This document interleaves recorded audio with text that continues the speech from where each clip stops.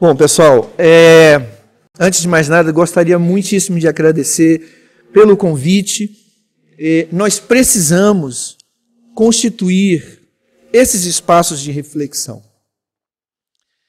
Às vezes a gente se perde muito na estrutura, na nossa necessidade de construir as coisas, e às vezes a gente não para pensar primeiro em como que nós estamos, qual é o lugar que nós estamos nesse processo que a gente pretende construir. Não é? Nós estamos numa academia hoje. Nós estamos num espaço de construção de conhecimento. Só que nós estamos aqui nesse espaço, na academia, para responder a uma demanda dos catadores de materiais recicláveis. Doutora Margarete, eu, Guta, eu vou chamar de Guta, intimidade. Então. Mas nós estamos aqui para pensar um pouco. Né? Quando eu pensei essa coisa dos subsídios sobre essa questão da implementação da coleta seletiva, da Política Nacional de Resíduos Sólidos, acho que é importante a gente entender qual é o meu lugar dentro desse processo. Então, nós estamos no espaço de construção do saber, nós estamos no espaço da ciência. A ciência é o espaço do como. O porquê, ele é maior, ele é um mistério, ele é aquilo que a gente não consegue alcançar. Por que determinada coisa? Mas se a gente sabe o como, já é muita coisa, até para você saber aonde você se encontra. Nós temos um problema muito sério quando a gente fala Política Nacional de Resíduos Sólidos como se fosse uma coisa palpável. Política Nacional de Resíduos Sólidos. Não é palpável. A gente está falando de vida das pessoas. E de qual lugar que você está? A política nacional ela não é para os catadores apenas. É para a sociedade brasileira. Então, se você falar para o empresário o que é a Política Nacional de Resíduos Sólidos, você vai ter um ponto de vista. Se você perguntar para os catadores o que é a Política Nacional de Resíduos Sólidos, você vai ter outro ponto de vista. Se você perguntar para o governo federal o que é Política Nacional de Resíduos Sólidos, você vai ter vários pontos de vista dentro da mesma estrutura. Certo? Então a coisa não é tão palpável quanto a gente às vezes trata. E aí a minha proposta, quando eu pensei subsídios para essa reflexão, eu disse, deixa eu tentar ajudar. Mas eu quero tentar ajudar apresentando aqui, colocando o Comitê Interministerial de Inclusão Social e Econômica dos Catadores de Materiais Reutilizáveis e Recicláveis à disposição daquilo que for discutido e que for deliberado neste espaço. Tá certo?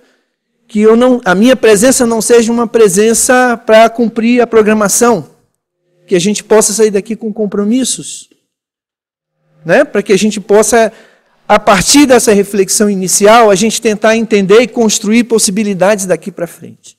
Ok? Quando a gente pode passar o slide, por favor?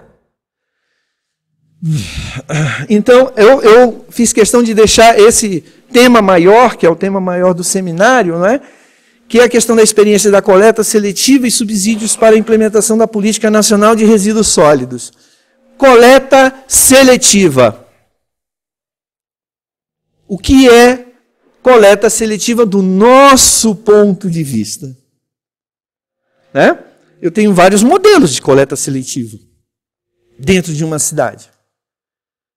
Então, nós temos uma proposta, essa proposta é uma proposta que está sendo encampada, ou ela é discutida, ela é construída com a participação dos catadores de materiais recicláveis, com a participação do Ministério Público, com a participação de apoiadores da sociedade civil de uma forma geral. Mas nós não temos no Brasil a cultura da coleta seletiva. A nossa política tem 5 anos, é verdade, mas isso não está introjetado. Isso não está no nosso DNA, coleta seletiva, porque não está nas nossas escolas, não está no processo de educação das nossas escolas, então não dá para você dizer, porque tem a política, nós vamos mudar a realidade. Não. Nós precisamos pensar aonde que nós vamos produzir essas modificações. certamente vai passar pela educação, passa pela educação, como uma forma de alterar a maneira como a gente olha a realidade, né? Então, aqui a minha proposta, na minha fala, é a gente tentar fazer uma reflexão objetiva sobre exatamente o que a gente está falando. Quando a gente fala coleta seletiva, estamos falando de dinheiro. Estamos falando de posto de trabalho. Estamos falando de trabalho digno. Estamos falando de alteração de um processo histórico, de um lado, da falta de gestão pública nos resíduos recicláveis nas cidades. Por isso nós temos lixões. E do outro lado, nós temos um processo histórico de exclusão social. Por isso nós temos catadores de materiais recicláveis. Quando a gente chega em outros países e a gente fala catador de material reciclável, as pessoas têm dificuldade de entender o que é um catador de material reciclável. Não é mesmo, Matilde? O que é isso? O governo federal, em 2002, reconheceu a categoria catador de material reciclável.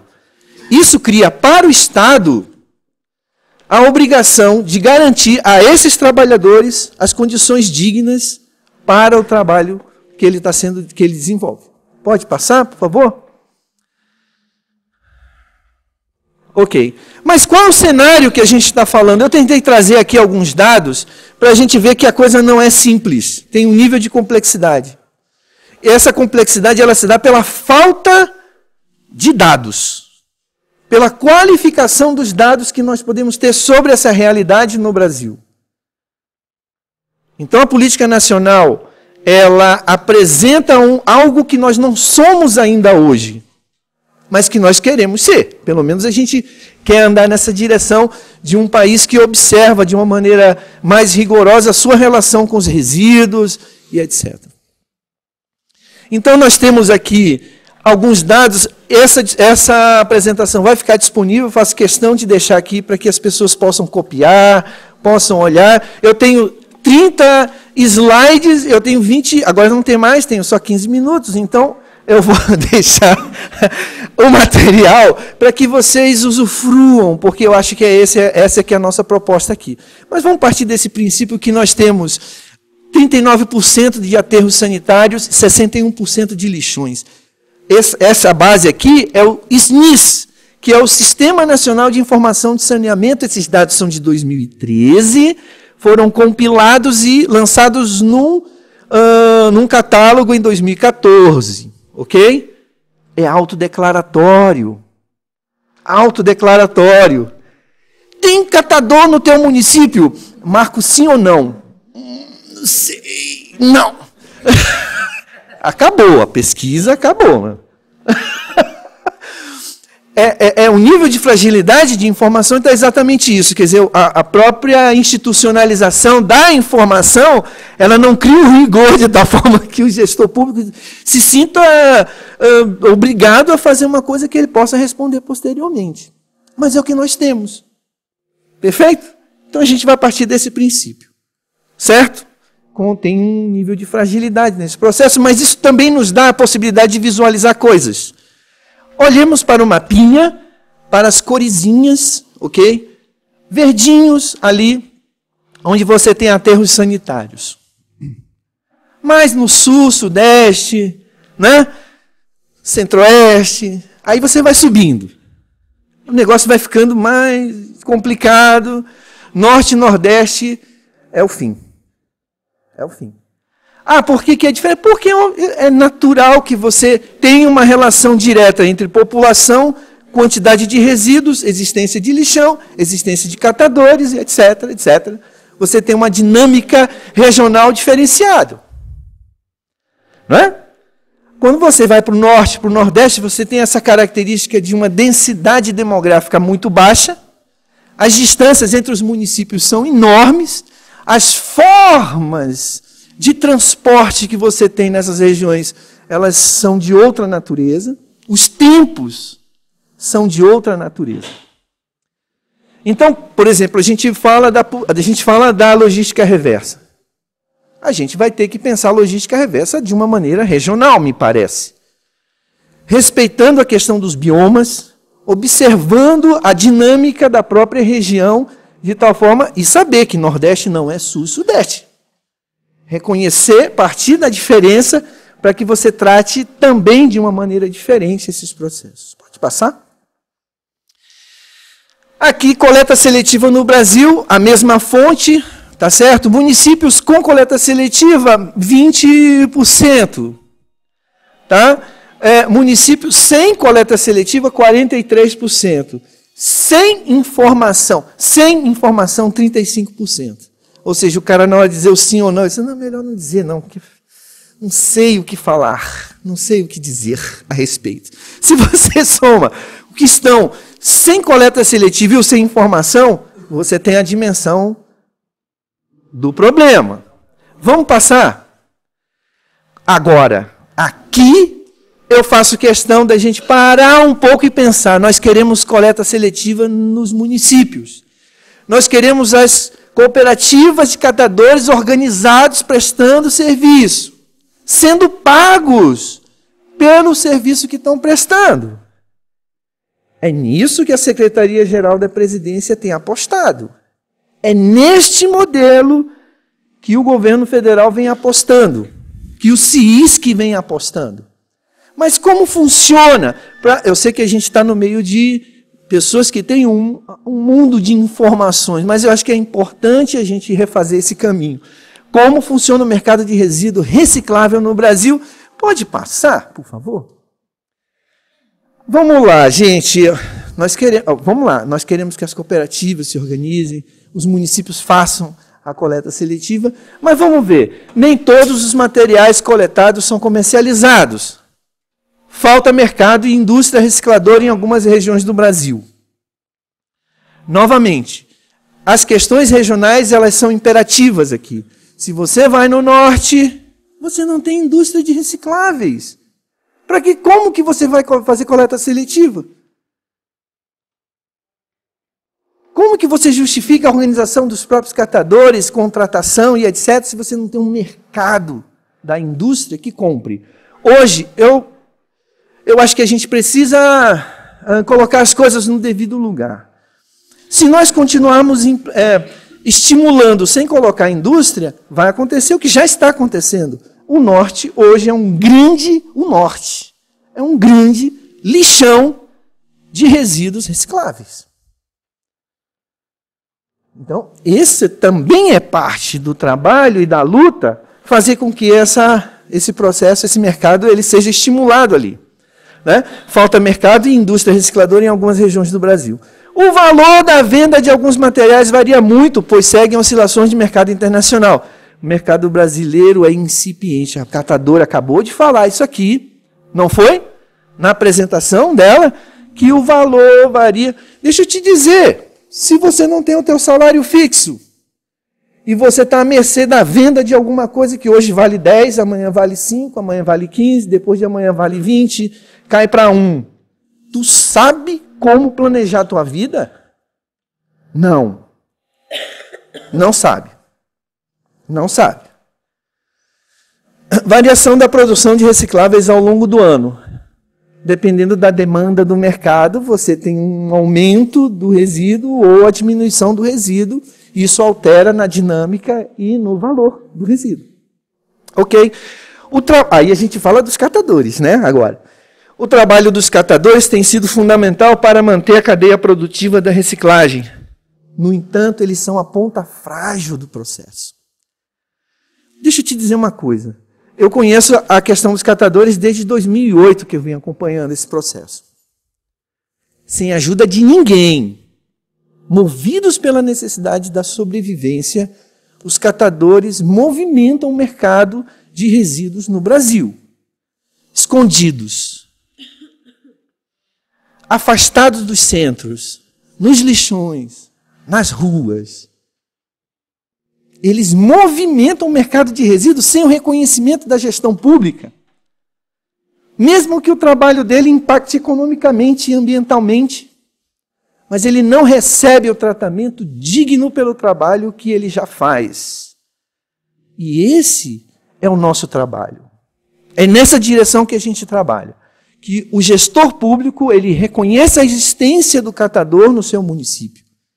Que ele se responsabilize, sim, pela organização dos grupos. Que ele contrate, sim, os grupos de catadores para fazer devidamente, de uma maneira organizada, de uma forma que a gente imagina que tem que ser o trabalho. Que o gestor público, ele zele, sim, pelas tecnologias que vêm pautando a questão da utilização do próprio material dos catadores, como a questão da incineração. Somos contra a incineração. Somos contra os processos que atuam diretamente no processo que tira do catador aquilo que sempre foi. Ele sempre trabalhou. Mas, Francisco, a gente vai continuar com o catador de material reciclável desse jeito?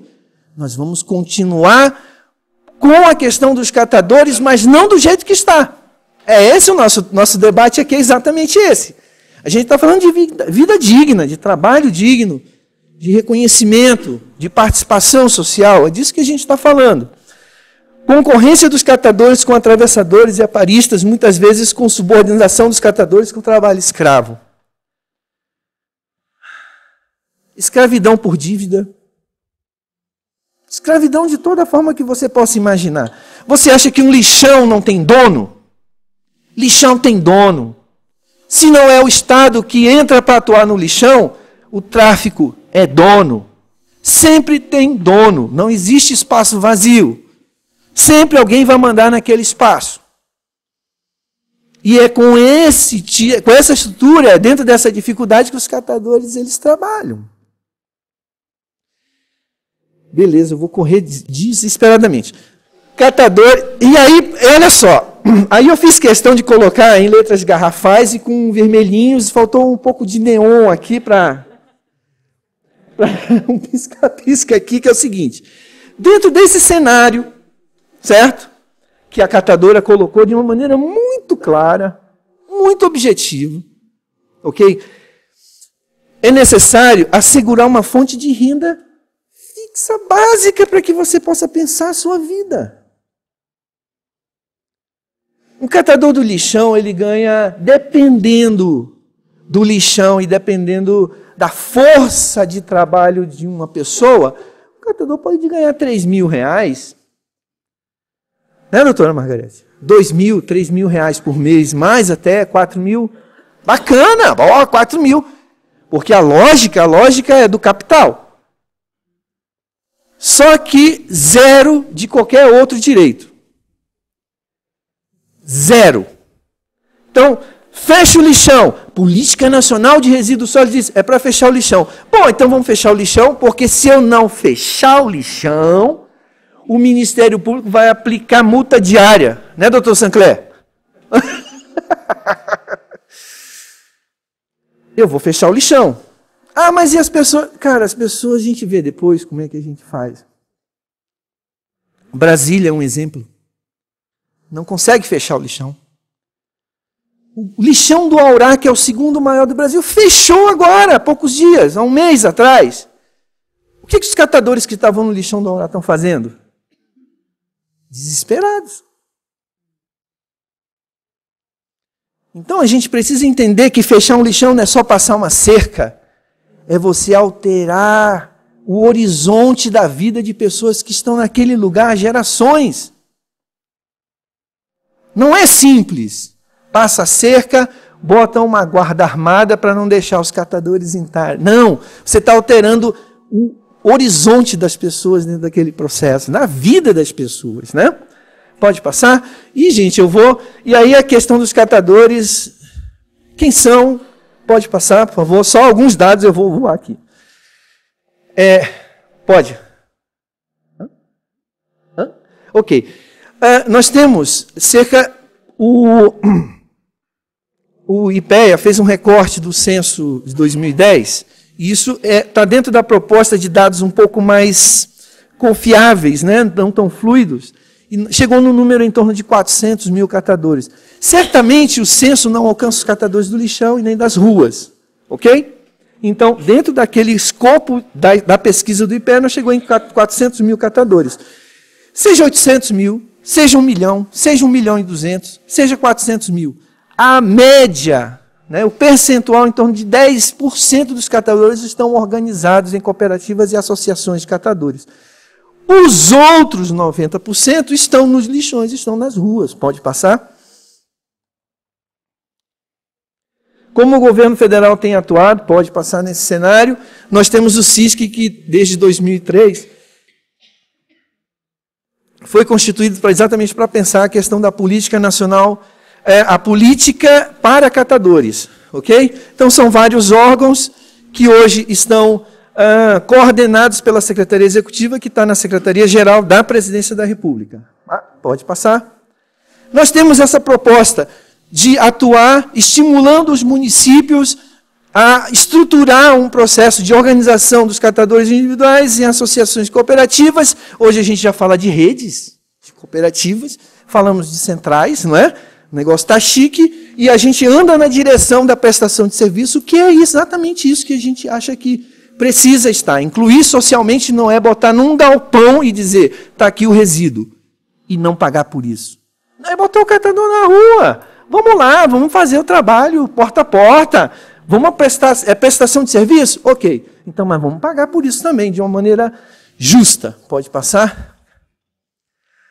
Então, esse é um modelo que a gente... Gente, quando eu falo modelo, parece uma coisa estranha, né? Porque parece que já está pronto. Não é. É uma referência de que a gente entende que tem que ter essas duas frentes.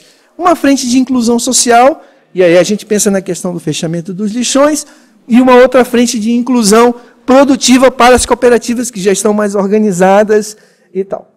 Enfim, vamos.